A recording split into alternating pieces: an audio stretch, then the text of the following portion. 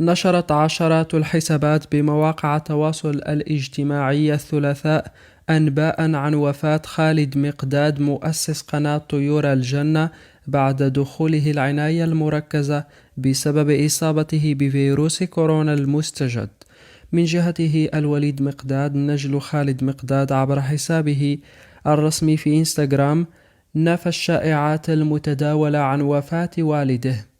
وقال الوليد مقداد أن صحة والده الفترة الماضية تراجعت لكنها استقرت وهو بخير، وعبر عن أسفه من انتشار الشائعات حول وفاة والده.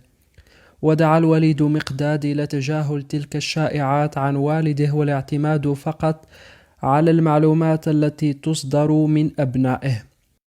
كما قال أن والده خالد مقداد لا يزال في المستشفى، وطلب من الجمهور الدعاء له. من جانبه أكد نجم قناة طيور الجنة ومدير البرامج والفعاليات إبراهيم السلاوي أن الأمور عن خالد مقداد طيبة ولا صحة للشائعات عن وفاته. وقبل أيام نشرت قناة طيور الجنة عبر حسابها في تويتر فيديو يتضمن صورة لمقداد وهو على جهاز التنفس الاصطناعي في المستشفى، وإلى جانبه نجله الآخر المعتصم بالله مرفقة بدعاء له.